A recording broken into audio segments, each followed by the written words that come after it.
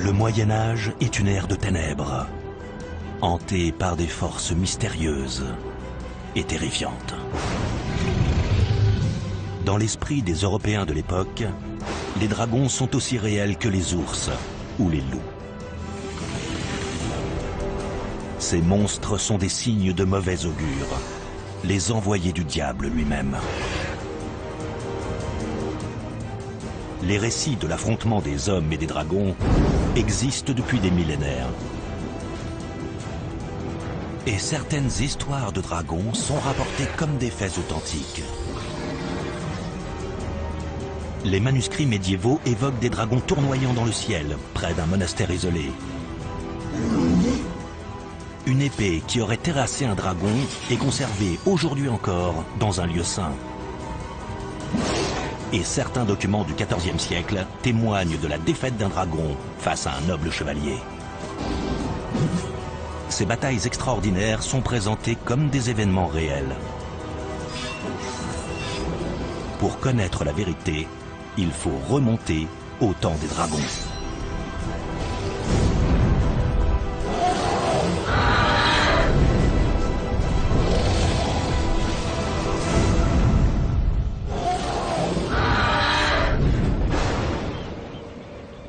L'an 793.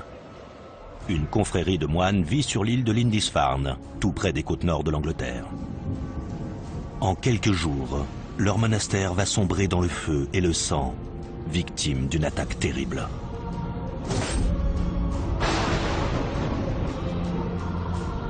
Avant le drame, des dragons auraient été aperçus dans le ciel. Les annales de l'époque rapportent les récits des témoins. De sinistres présages apparurent sur le pays de Northumbrie, semant la terreur parmi la population.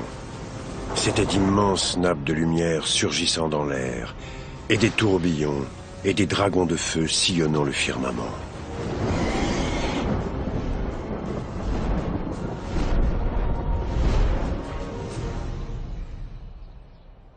Les moines sont des hommes érudits. Auraient-ils pu croire aux dragons? Ils connaissent plusieurs histoires concernant ces créatures. Certaines remontent à l'Antiquité. L'une des plus anciennes légendes est celle de Tiamat, la déesse mère de tous les dragons pour les Babyloniens. Elle sera finalement tuée par le héros Marduk.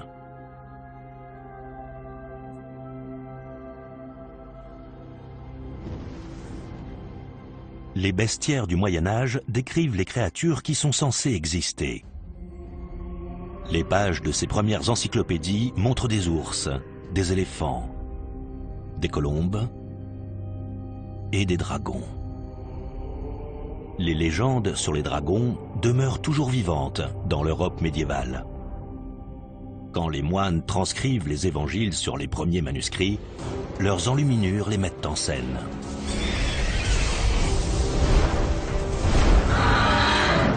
Ces monstres sont des prédateurs suprêmes.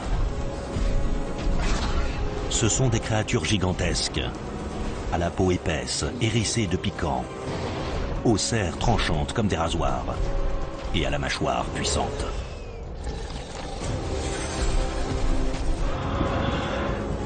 Certains tuent la nuit, comme des vampires, et leur arsenal est complété par une arme terrifiante, le feu.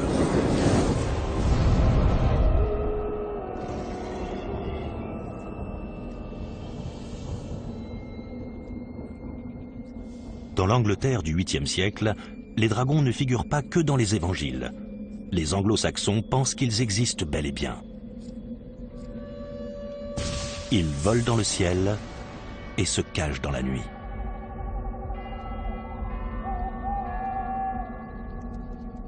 La population est en majorité illettrée et peu de gens voyagent loin de leur village d'origine. Le monde extérieur est inconnu et mystérieux. Les seules sources d'information sont la culture orale et les histoires racontées autour des feux de camp. La plus célèbre de ces légendes est celle de Beowulf, un roi guerrier venu de Scandinavie.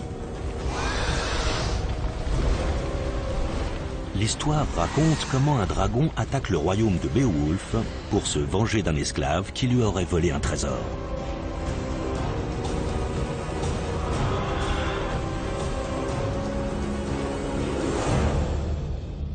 Beowulf décide de l'affronter.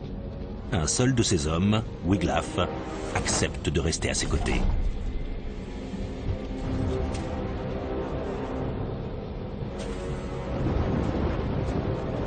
Cet homme valeureux était en proie à une peine intolérable. Le dragon de feu avait détruit la salle fortifiée, le bastion du peuple. Le roi guerrier était déterminé à obtenir vengeance.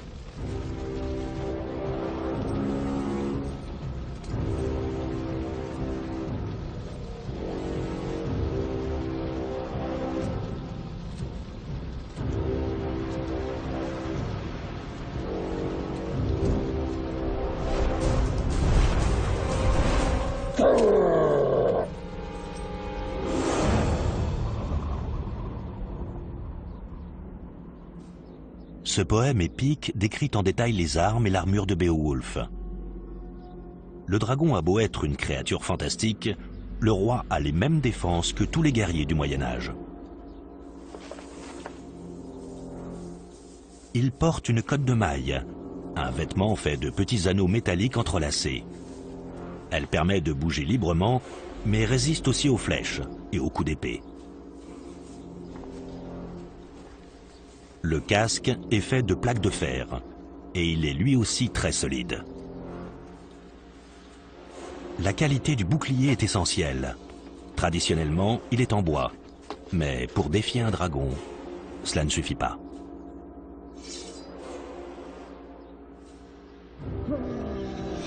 Il ordonna au forgeron de lui fabriquer un étrange bouclier entièrement en fer. Il savait bien qu'un bouclier en bois de tilleul ne résisterait pas longtemps aux flammes de la bête.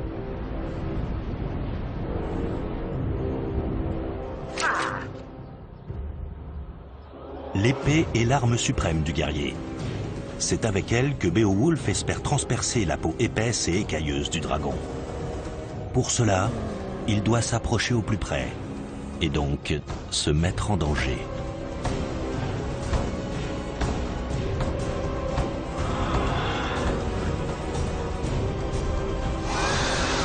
Chaque nuit, le dragon brûle les villages et dévaste les campagnes.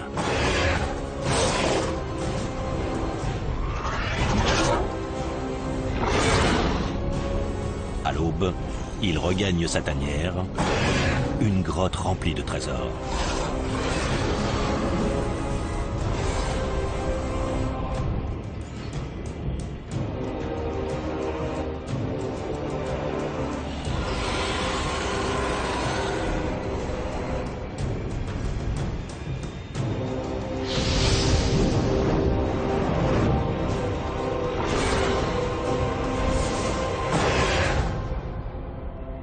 Beowulf sait qu'il doit débusquer le dragon et le tuer avant le coucher du soleil. À l'époque, les dragons sont considérés comme les gardiens des tumulus. Ces monticules de terre sont souvent des sépultures vieilles de plusieurs millénaires et contiennent des objets funéraires précieux. Le pillage de ces lieux sacrés était très mal vu dans la société du Moyen-Âge, et la légende du dragon de Beowulf est liée à ce tabou. Yanina Ramirez est historienne d'art à l'université d'Oxford, en Angleterre. Dans le poème, le dragon est installé depuis 3 siècles à l'intérieur d'un tumulus comme celui-ci, à West Kennet, dans le sud de l'Angleterre.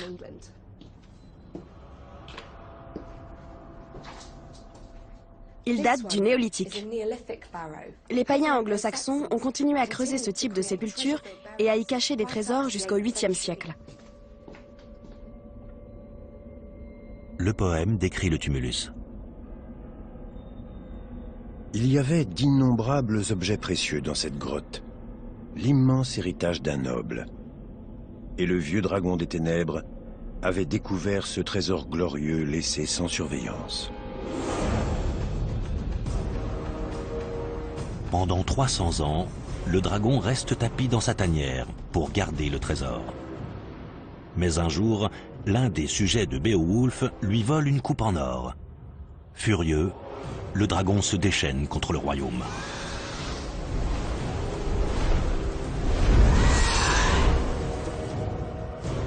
Le souverain doit réagir. Il décide d'aller provoquer le monstre devant sa tanière pour le tuer. J'ai livré de nombreuses batailles dans ma jeunesse. Pourtant, je retournerai au combat. Et je réussirai un formidable exploit si le dragon maléfique ose venir m'affronter. S'il ose sortir de sa grotte.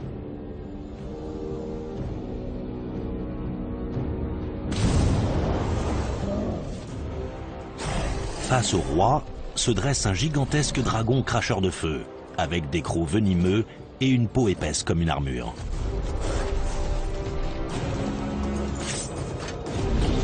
Beowulf n'a pour lui que son épée et son courage.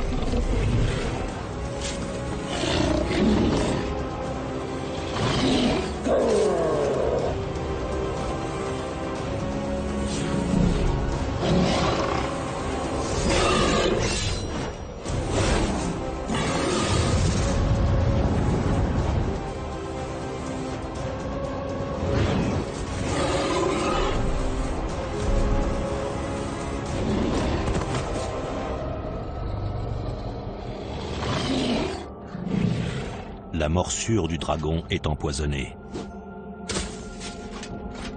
Le roi se sait condamné.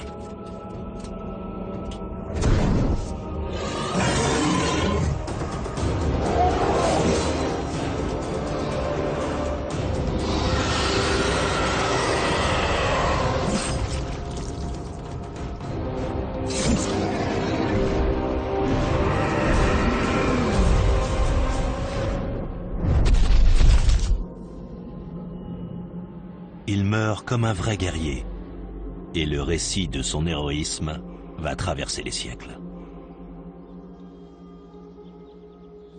Il n'existe aucune preuve irréfutable de l'existence de Beowulf. Pourtant, une découverte faite en 1939 dans l'est de l'Angleterre fait écho à sa légende.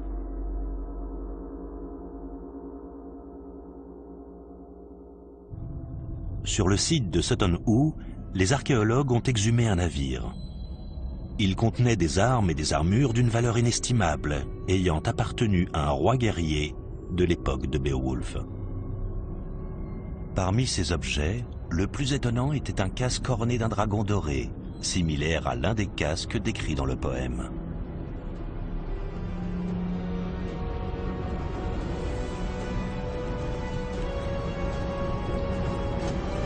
L'histoire de Beowulf mêle les faits historiques et la légende. L'existence de certains lieux et de certains personnages a été confirmée par les chercheurs. Pour les hommes de l'époque, l'histoire pouvait sembler entièrement crédible.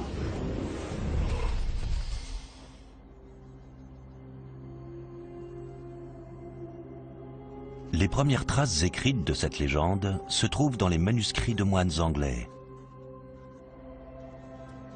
Les dragons ont déjà une place dans leur vision du monde.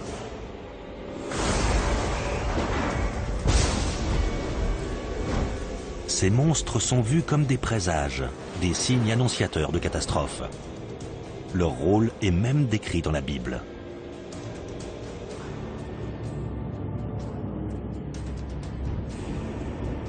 Le livre de l'Apocalypse raconte un scénario terrible. Puis un second signe apparut dans le ciel. Un énorme dragon rouge feu, à 7 têtes et 10 cornes, chaque tête surmontée d'un diadème.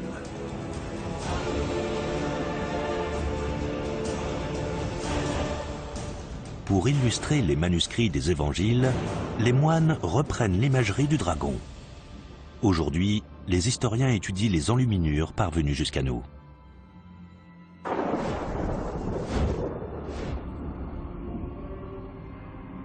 Au sud de Lindisfarne se trouve la cathédrale de Durham. C'est l'un des hauts lieux chrétiens de l'Angleterre médiévale. Elle a été bâtie autour des reliques de saint Cuthbert, l'évêque de Lindisfarne.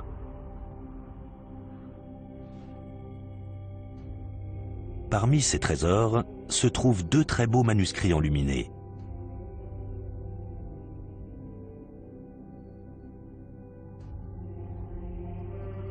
Ils sont eux aussi décorés de dragons. Cette image montre parfaitement que les dragons des chrétiens sont les héritiers de traditions plus anciennes. On voit un personnage christique tenant une épée et chevauchant un dragon à 2 têtes. Ce monstre ressemble à ceux qu'on voit à l'avant des casques anglo-saxons.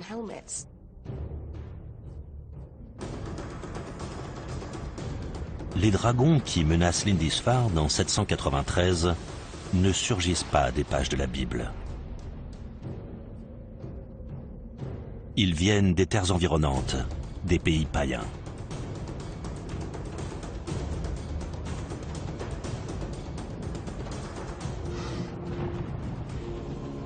Le monastère se prépare à essuyer une tempête. Les moines ne sont pas de taille à affronter les forces qui vont s'abattre sur eux.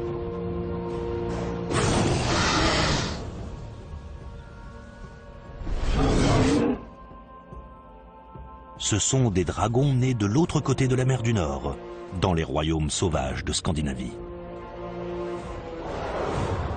Les terres des Vikings sont elles aussi hantées par les dragons. Dans la mythologie nordique, Jormungandr est un serpent de mer géant qui entoure toute la planète. La violence des flots, le paysage déchiqueté et les volcans cracheurs de feu semblent confirmer la légende. Des dragons menaçants dorment sous les pieds des Scandinaves. Les Vikings en sculptent sur la proue de leur drakkar pour impressionner leurs ennemis. Ces créatures incarnent la puissance, l'agressivité et la cupidité. Les Vikings ont un point commun avec les dragons. Ils sont toujours à la recherche de trésors. Plus d'un millénaire après la déesse Tiamat à Babylone, ils se réapproprient cette mythologie.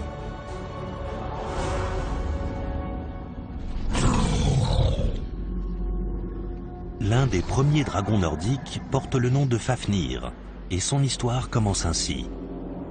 Un fils tue son père pour lui voler son trésor. Après avoir caché son butin sous terre, l'homme se métamorphose en dragon pour le protéger.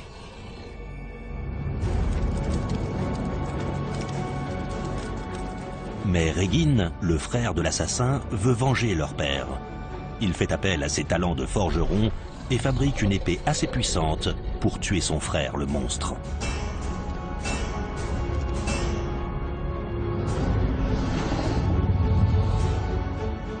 Il confie l'arme à Sigurd, un héros célèbre. On retrouve des traces de cette légende gravées dans la pierre, un peu partout en Europe du Nord. Elle est notamment à l'origine de 2 opéras de Wagner, ainsi que des œuvres de Tolkien, Le Seigneur des Anneaux et Bilbo le Hobbit.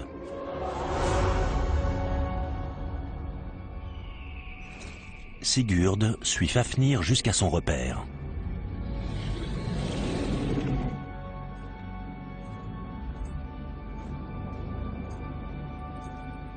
Ce dragon n'a pas besoin de cracher du feu pour tuer. Son simple souffle est mortel.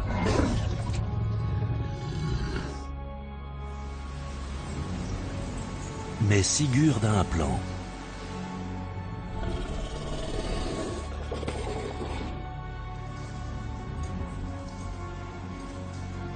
Fafnir est couvert d'écailles impénétrables.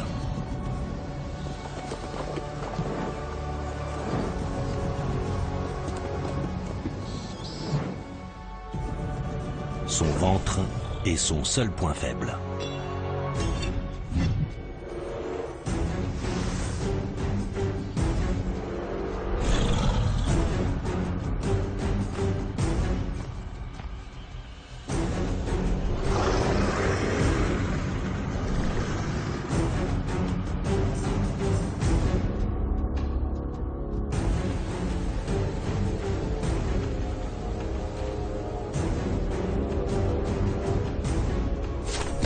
Sigurd se cache à l'intérieur d'un trou et attend son moment.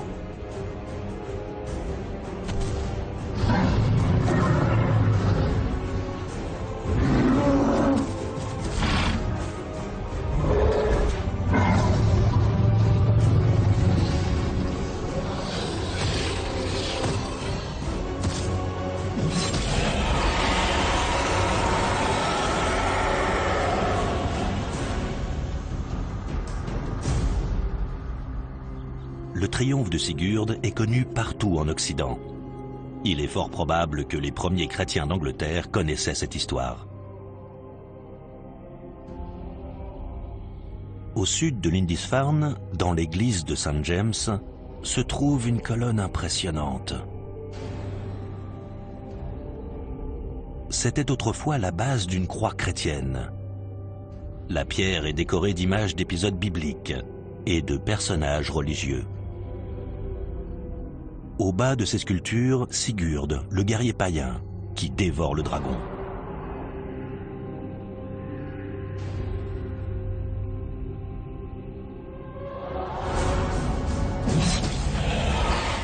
Par le sang du monstre, il acquiert un pouvoir surnaturel. Cependant, juste avant de succomber, Fafnir le prévient qu'une malédiction est liée à son trésor. Tu trouveras assez d'or pour te couvrir de richesses jusqu'à la fin de tes jours. Mais cet or sera pour toi un fléau, et le fléau de tous ceux qui le posséderont. Sigurd ignore la mise en garde et s'empare de l'or.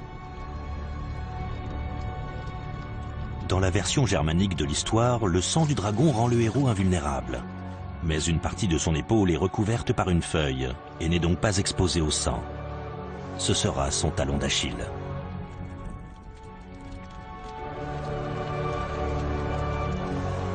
La prophétie du dragon se réalise quand Sigurd est mortellement blessé à cet endroit-là. La cupidité de Sigurd trouve un écho dans la culture scandinave du 8e siècle. À l'époque, les Vikings prennent la mer pour lancer des raids sur les rives lointaines. Et ils emmènent avec eux leur dragon.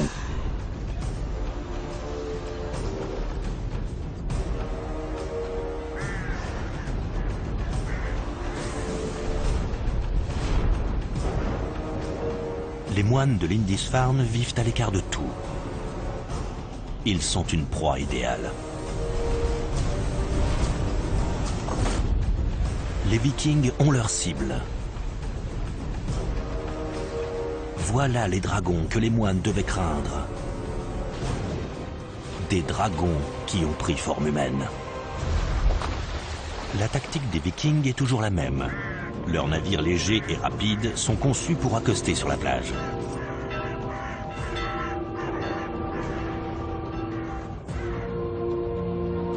Les envahisseurs pillent et détruisent tout sur leur passage, lors d'attaques éclairs d'une violence extrême. Ce premier raid sur le sol anglais est un bain de sang. Les trésors du monastère sont dérobés, les manuscrits brûlés et les religieux tués ou réduits en esclavage. Les dragons ont mis le pied en Terre Sainte. C'est une déclaration de guerre au monde chrétien.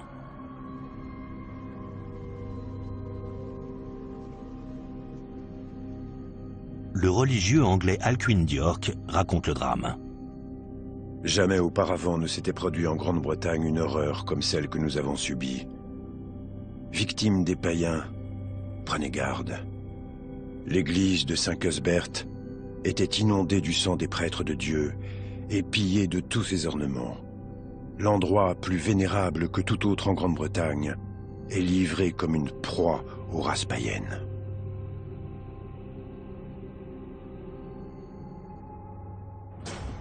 L'attaque de Lindisfarne envoie une onde de choc dans toute l'Europe chrétienne.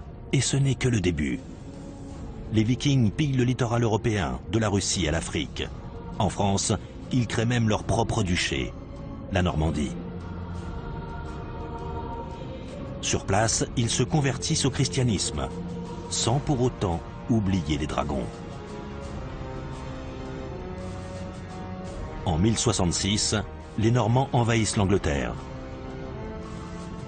Cette bataille historique est représentée sur la tapisserie de Bayeux. On y voit des bateaux normands avec des dragons à la proue. Ils font face à l'armée du roi Harold, le souverain anglo-saxon, qui brandit un étendard, lui aussi, à l'effigie d'un dragon. Cette bataille des dragons est remportée par les Normands. ces derniers s'imposent comme la nouvelle aristocratie de Grande-Bretagne. Ils règnent sur des contrées qui craignent toujours les dragons. Pour asseoir leur domination et gagner la loyauté de leurs sujets, les Normands se présentent comme des protecteurs face à ces créatures maléfiques.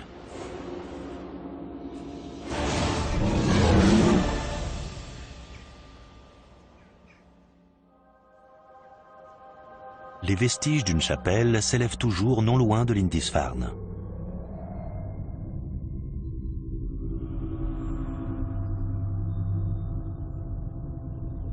À l'intérieur se trouve l'effigie d'un chevalier normand tueur de dragons.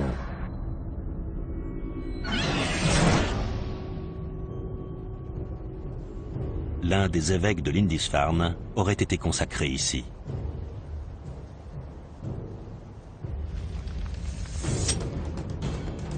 Ce lieu saint a lui aussi été attaqué par les Vikings. Partout, on trouve les traces d'un passé mouvementé, des sculptures vikings, l'évocation de mythes nordiques et de dragons. Les souvenirs de l'attaque viking pourraient être à l'origine de bon nombre de légendes locales, et notamment celle de la vouivre. Cette créature est un serpent d'eau qui terrifie la population. La vouivre est un animal mythologique, mais son adversaire est bien réel. Sir John Conyers est un chevalier normand.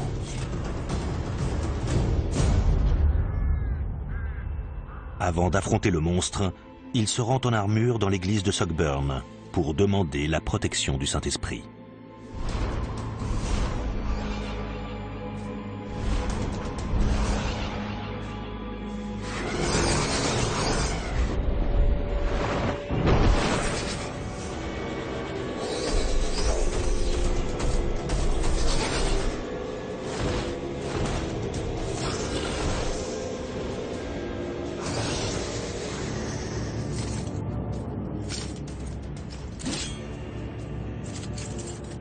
Galvanisé par sa foi chrétienne, John Conyers sait qu'il est de son devoir de protéger ses concitoyens de ce reptile meurtrier.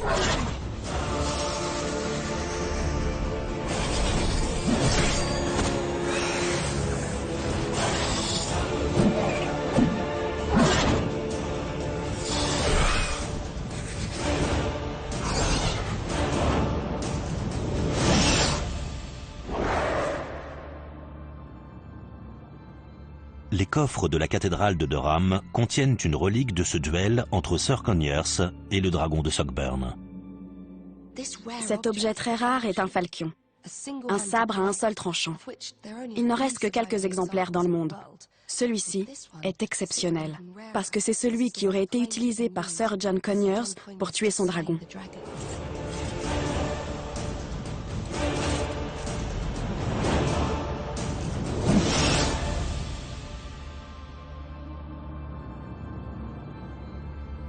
Pour un chevalier, ce type de victoire est une arme politique. C'est l'occasion d'avoir plus d'autorité sur ces sujets.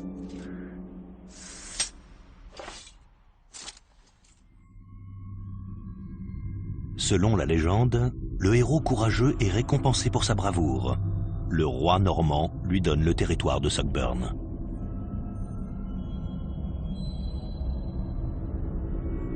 Cette légende a traversé le temps.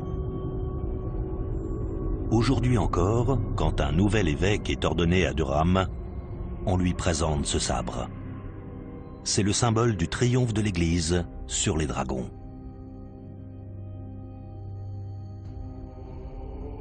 Le combat contre ces monstres est également intimement lié à celui des chrétiens contre le diable.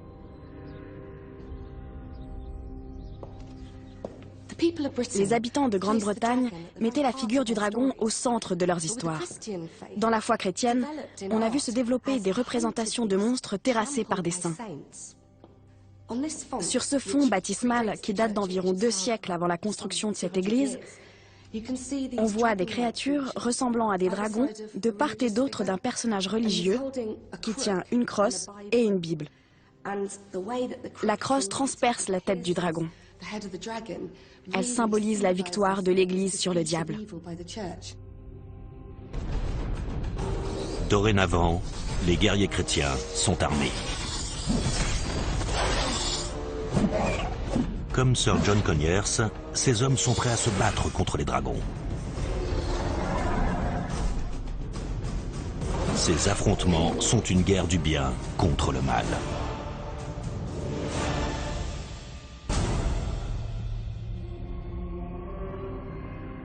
Dans toute l'Europe, des églises célèbrent les saints tueurs de dragons.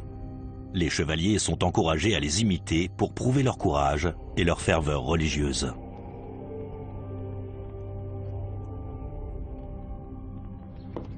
Dans l'église chrétienne d'Occident, une cinquantaine de saints auraient vaincu des dragons. Saint Georges est l'un des plus connus. Son emblème, la croix rouge sur fond blanc, est même devenu le drapeau officiel de l'Angleterre. L'histoire de Saint Georges est typique de ces légendes chrétiennes. À la fin du IIIe siècle, Georges de Lydda était un soldat chrétien de l'armée romaine. Il a tué le dragon qui terrifiait la population locale païenne. Pour le remercier, tous les habitants se sont convertis au christianisme.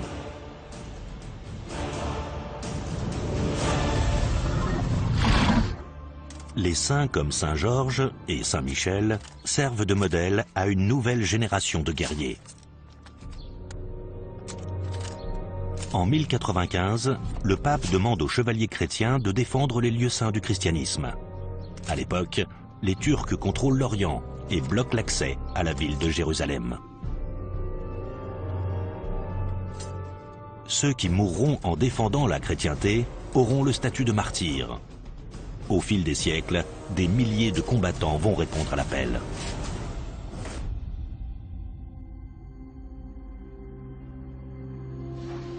Les chrétiens reprennent Jérusalem en 1099, après 4 années de combat.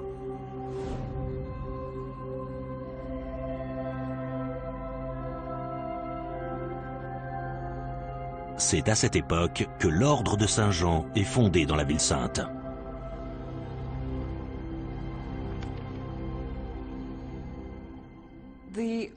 L'ordre est né pour prendre soin des pèlerins malades et fatigués. Les chevaliers qui le composaient étaient presque tous les benjamins de riches familles européennes. Les fils aînés ne pouvaient pas faire vœu de pauvreté, de chasteté et d'obéissance, parce que ça signifiait qu'ils ne pourraient pas hériter des terres familiales. À cette époque, il était préconisé que le dernier des fils entre dans les ordres ou l'armée, et l'ordre de Saint-Jean réunissait les deux.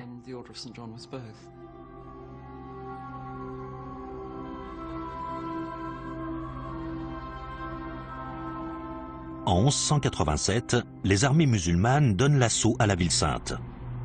L'ordre de Saint-Jean est chassé de Jérusalem. L'ordre installe son quartier général sur une île de Méditerranée, Rhodes. Les chevaliers de Saint-Jean doivent maintenant défendre cette île.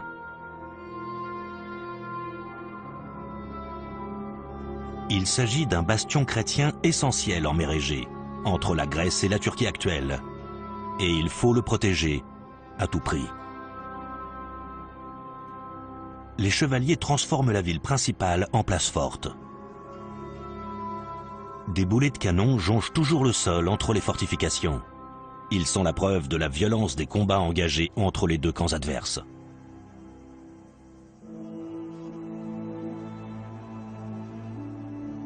Les chevaliers sont aussi menacés par un ennemi de l'intérieur. La route des pèlerins, entre la vieille ville et l'église du Mont-Saint-Étienne, est réputée meurtrière. Un dragon vit dans une grotte à flanc de colline. Les chevaliers ont le devoir de protéger les pèlerins. Pour cela, ils partent en mission pour tuer le monstre.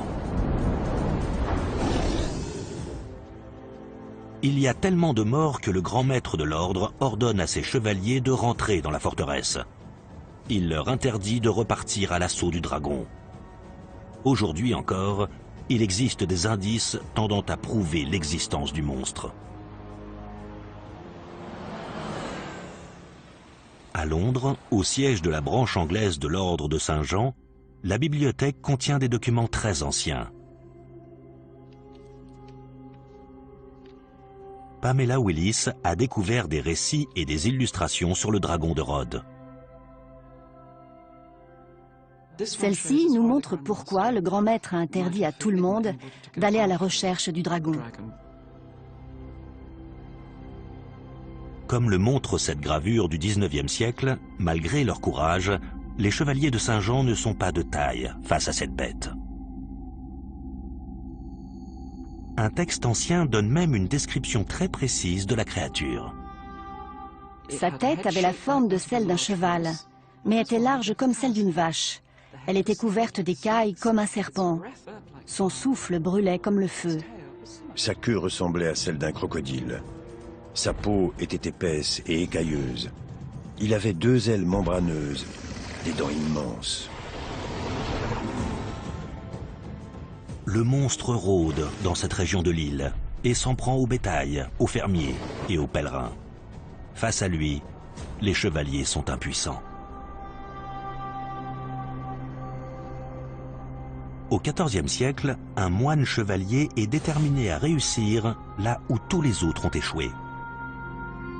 Il s'appelle Dieudonné de Gozon et connaît bien les dragons. Il est originaire de la région de Tarascon, dans le midi de la France. Cette ville provençale tient son nom de la Tarasque, un monstre qui aurait sévi dans les marais environnants. Résolu à vaincre le dragon de Rhodes à tout prix, Dieudonné de Gozon rentre chez lui pour s'entraîner contre un dragon mécanique.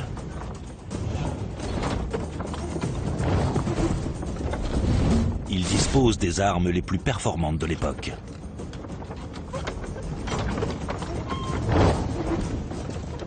Jason Kingsley est un expert des arts martiaux du Moyen-Âge. L'arme de choix des chevaliers, l'épée, finement ouvragée, est une preuve de statut. Elle est tranchante et brutale. Voilà l'arme la plus dangereuse de l'arsenal médiéval. Elle fait beaucoup de dégâts sur une armure. C'est la hache d'arme. Elle pouvait tuer l'adversaire en un seul coup.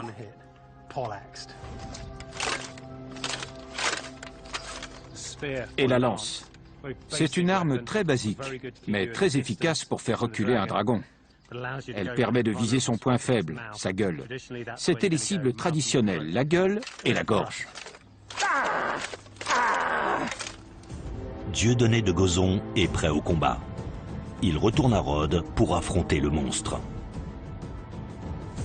L'île est toujours sous la menace des armées musulmanes. Les chevaliers sont occupés à renforcer les fortifications et à s'entraîner pour résister aux attaques ennemies. Personne n'ose plus s'attaquer aux dragons qui restent tapis dans les collines au-dessus de la ville. Les habitants vivent dans la terreur.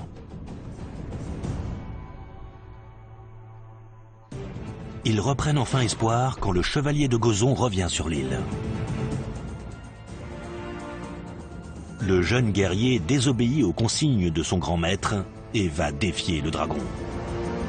Il quitte la ville de Rhodes pour emprunter la route des pèlerins, surnommée Malpasso, la mauvaise passe.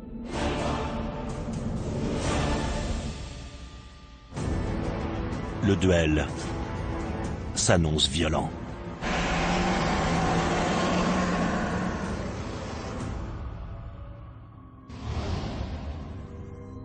La première charge du chevalier est un échec, et son cheval prend la fuite. Gozon se retrouve seul, privé de sa lance, avec comme seule arme son épée.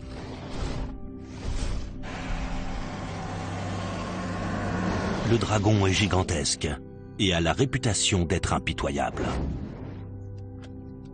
Le chevalier est alourdi par son armure, mais il est mieux protégé que tous ceux qui ont affronté des monstres avant lui. Les mains sont très vulnérables. Les gantelets remontent haut. Ils peuvent encaisser les chocs. Là, on a une spalière qui permet d'éviter les blessures si on est frappé à ce niveau. Le coup est censé déraper. Toutes les surfaces sont courbes. C'est fait pour dévier les coups. Il y a très peu d'interstices. On voit que les plaques se chevauchent comme les tuiles d'un toit. L'idée, c'est qu'il y ait un minimum d'endroits vulnérables.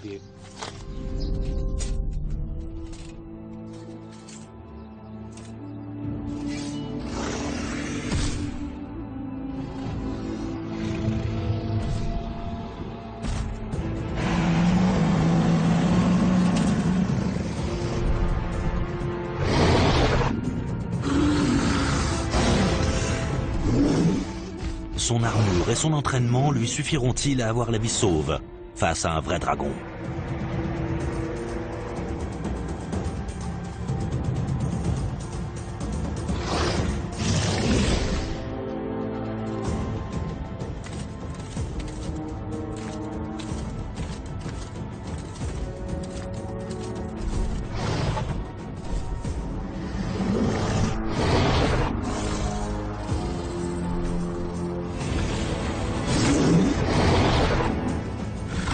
Le monstre se déchaîne. La mort de sa proie est son unique objectif.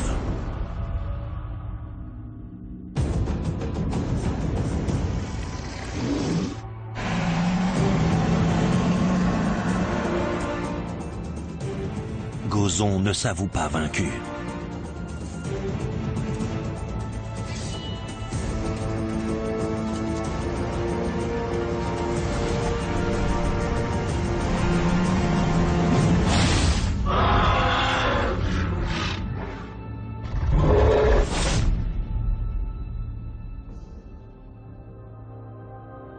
Gozon a tué le terrible dragon de Rhodes.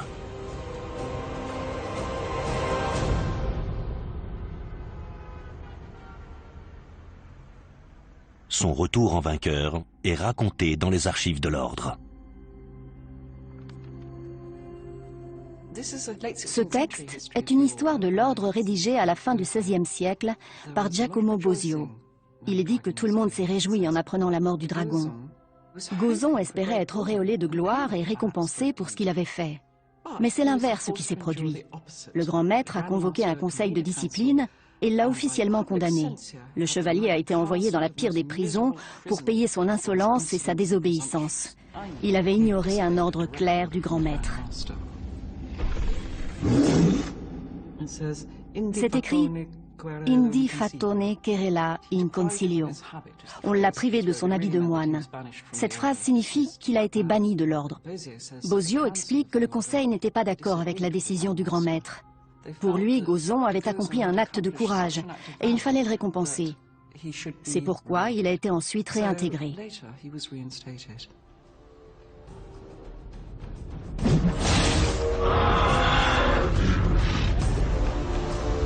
Quelques années plus tard, le héros deviendra même grand maître de l'Ordre et va prendre la direction de la forteresse de Rhodes pendant 7 ans.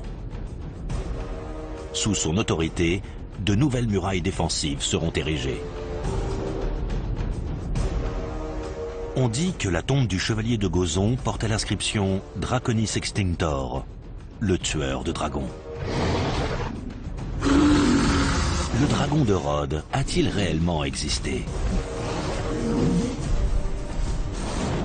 Rhodes est une petite île. Si Gozon avait menti, si la population n'avait pas eu la preuve de son exploit, ça se serait su. Ici, nous en avons la trace écrite. C'est arrivé au XIVe siècle. Ce n'est pas un mythe antique. Quant à savoir ce qu'était vraiment cette créature, c'est autre chose.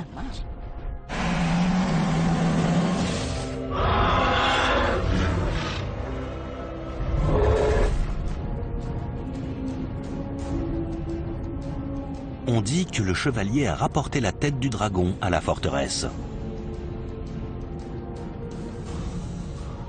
Au XVIIe siècle, un voyageur a raconté avoir vu le crâne suspendu à la porte de la ville. 2 siècles plus tard, il a été identifié comme étant celui d'un crocodile. L'animal s'était peut-être échappé d'un navire qui faisait commerce d'espèces exotiques en mer Égée. La gueule de ce reptile est justement son point le plus vulnérable. C'est à cet endroit que le serpent Apep, dans la mythologie égyptienne, est tué d'un coup de lance. Tout comme Tiamat, la déesse babylonienne. C'est la méthode reprise par les tueurs de dragons en Occident, des siècles plus tard. Il est impossible de savoir si Gozon a confondu cet animal qu'il ne connaissait pas avec un dragon. Aujourd'hui, la vérité sur les dragons reste un mystère. Mais de nombreux épisodes mettant en scène ces créatures sont présentés comme des faits réels. Le duel de Conyers contre la Vouivre. les attaques contre le monastère de Lindisfarne, l'épopée païenne de Beowulf. Le crâne du dragon de Rhodes a disparu, et avec lui, la dernière preuve tangible de son existence. Une page s'est tournée. La guerre contre les dragons a pris fin.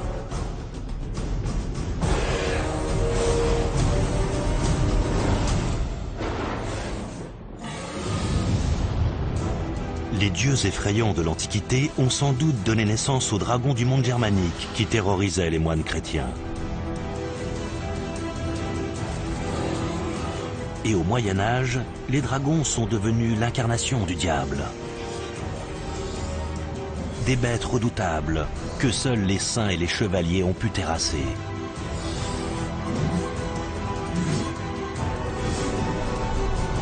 Mais finalement, la science et le rationalisme ont eu raison de ces créatures. Les dragons ont été éradiqués. Du moins, officiellement.